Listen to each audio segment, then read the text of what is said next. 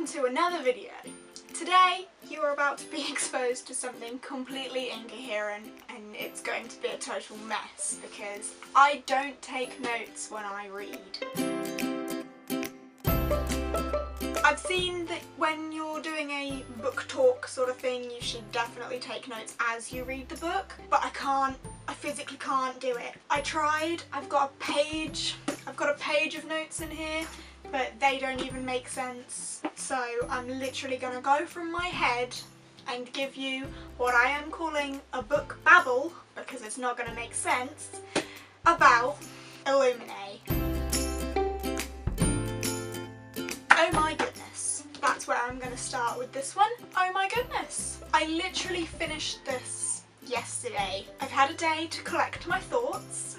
They're still not very collected, but as I didn't take coherent notes, I don't want to forget things, so I'm just going to go for it. So first up, I'm going to do a little bit of non-spoilery, generally what it's about, what I thought of it, if I recommend it, and then I'll go into my feelings afterwards, which will very likely be spoilery. Okay, so pretty much this book is about intergalactic space survival. It's about a planet that was destroyed by an industry that wanted their resources, and the people escaped aboard 3 spaceships, and throughout the course of the book numbers deplete, and it's mainly following the journey of Katie. She seems to be our main character in this, her relationship with Ezra, another one of the main characters in this, and a crazy computer goes by the name of Aiden. So there are 3 main characters. Would a computer be a character? Follows them and how and if they survive.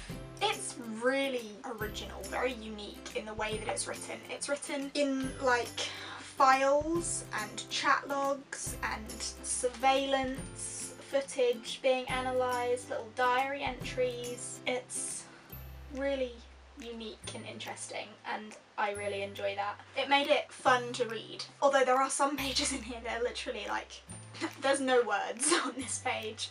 So it's quite visual to read, which was really fun. I am a lover of typically fantasy. This is way more sci-fi and action-packed, but there was never a dull moment. It was very much bam, bam, bam. It just kept going. I'm not sure how much I can actually say without spoilers. I don't know what my thoughts are. There were moments in here where my heart absolutely sank. There were moments that made me laugh out loud. It was so human because you're reading it from the points of view of everyone. It's not like one point of view, you're getting glimpses of all the people that are in here. You get glimpses of all of their personalities. Even the bits from the computer's point of view were really interesting to read, really engaging. And yeah, it was brilliant, brilliant book. And I cannot wait to start the second one, which I plan on doing immediately after filming this. So it's based in the year 2575, and 2 corporations are at war over a planet that's little more than an ice-covered speck. So that is the planet, I think it's Karenza? Karenza, yeah. There's a tiny little planet called Karenza where Katie and Ezra lived, and their planet was illegally mining. So the planet was hidden and they were illegally mining the resources. And this big old industry came and wanted to eradicate them so that they could get the resources that were on the planet that they wanted. Which was a clever tactic really, because they were mining it illegally anyway. So either way it went, it should have turned out okay for them, because they're either exposed for illegally mining or they succeed and then they can mine the planet themselves. So seems like a flawless plan, by golly was it not. Anything that could have gone wrong did go wrong. And then it's like a space chase. The good guys are running away from the bad guys. The Lincoln is the big evil ship run by Biotech Industries who want to wipe out all of the evidence of their attack on Karenza. So they're chasing the ships that carry the refugees, and throughout the book this is gaining on them and gaining on them, and people are dying, things are going down. If you like sci-fi, if you like action, if you like humanity, I would read it. It's brilliant. Lots of twists and turns, some things that I really didn't expect, some things that I did, and the ending, ugh, my heart. In terms of non-spoileriness, that's all I'm gonna give you, because I just can't contain myself anymore. So, if you haven't read this book, now is the time to leave, because I'm about to spoil it all. by talking about my feelings. Toodaloo. Go. Bye. Okay, now I'm gonna get into it. Katie and Ezra. My heart for those two. They're just the cutest little thing. I love it. I know at the beginning they were supposed to be like breaking up. Katie wanted to explore the universe, Ezra wouldn't explain his reasons to her. They split up for that reason. But as soon as, you know, your planet's attacked and you thought that was the biggest of your issues, I knew they'd end up back together. I was just rooting for it the whole time. And then Aiden absolutely ruined everything by telling Katie that Ezra was dead. And my heart broke and I cried and I couldn't go because it was just so sad. Because I was rooting for them so much to be united and back together, and but then when she works her way back to, oh, what's it called? Hypatia? Something like that. When she gets back onto that ship and Ezra's not dead and they're back together, and I was so happy, and it really did make me happy. But also the fact that Aiden survived. I need to explain that a little bit more, don't I? Obviously, throughout the story, Aiden is the artificial intelligence unit that the Alexander runs by, and he killed one of the other ships because it was full of disease. No one else knew that though, other than him, who'd like obviously scanned the life. I say him, he's a computer. But Aiden obviously knew that that ship was a risk to the fleet, so he totally X'd it out, just blew it up, killed everyone. But some people escaped and worked their way back to the Alexander, and then Aiden told them it was like a class Alpha 0 pathogen, and it was a disease that was going to kill them all.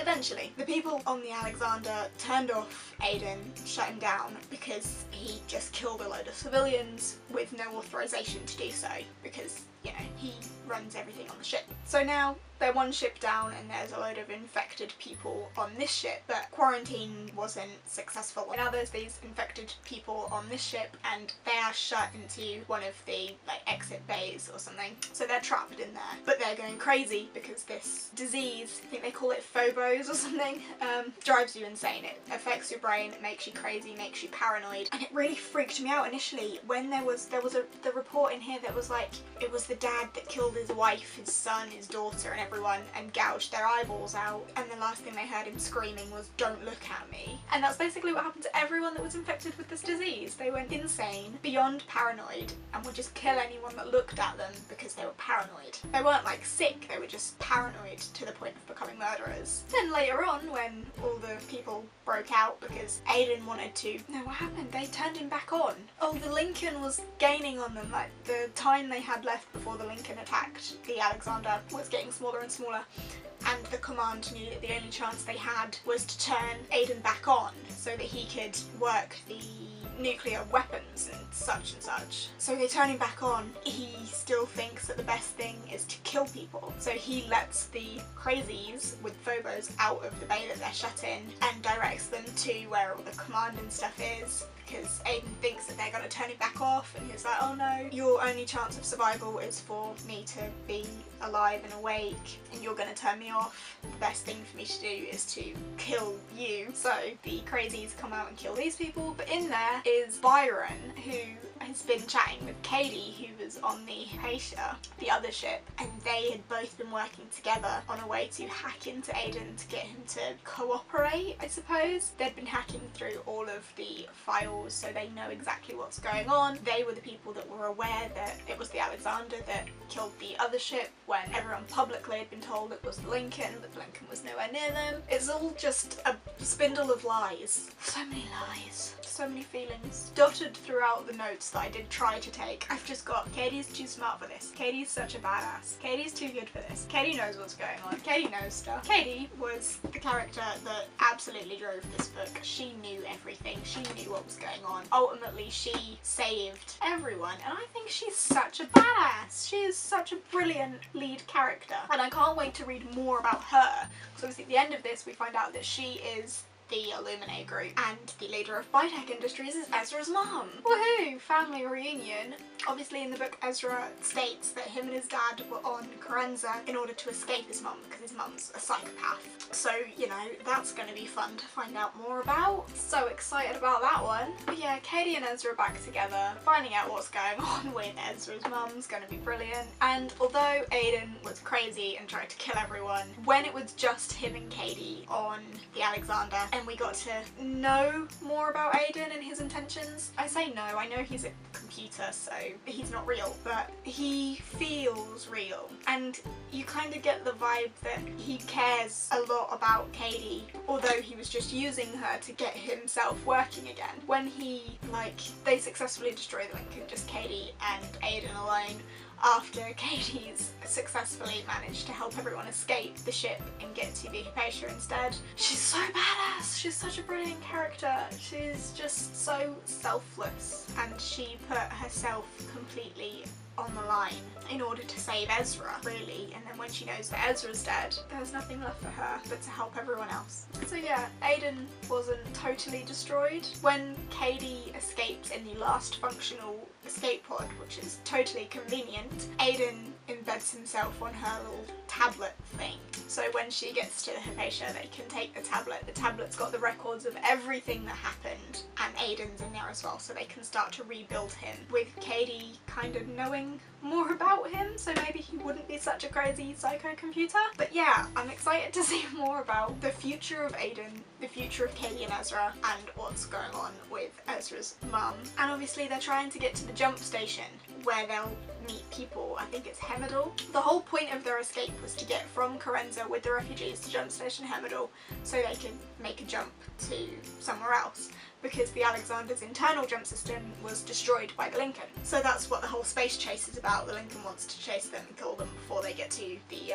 jump station to jump somewhere else in space where they would be safe. The second ship is at the jump station Hemidal, which is where Katie's dad works. But at one point Katie was absolutely convinced that the jump station had already been destroyed, so there was nowhere safe for them to go. Her mum was blown up on the first ship that was destroyed.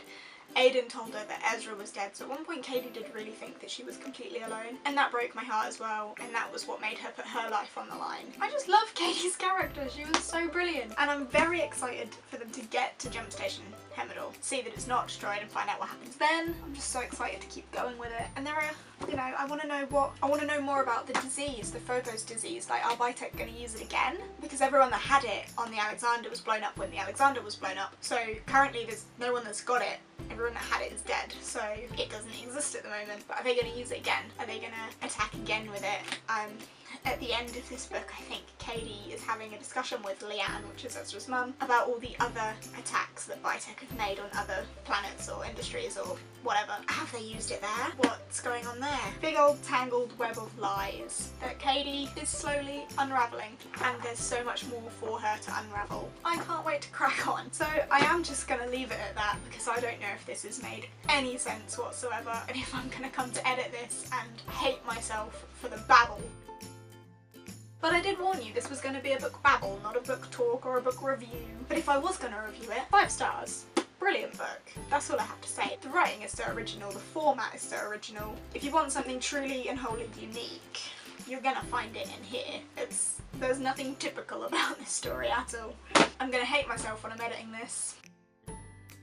Hopefully I can get some sense of it. Hopefully you can get some sense out of it. And if you have read Illuminae and you want to have a chat to me about it and help me gather my thoughts in a more coherent manner, please talk to me. If you fancy, give me a thumbs up, subscribe, chat to me, whatever. Maybe the next one I chat about will be Gemini. We'll see. Maybe I'll never do this again if this doesn't make any sense. That's all I'm gonna leave it at today. Good luck with making sense of what you've just watched. Bye!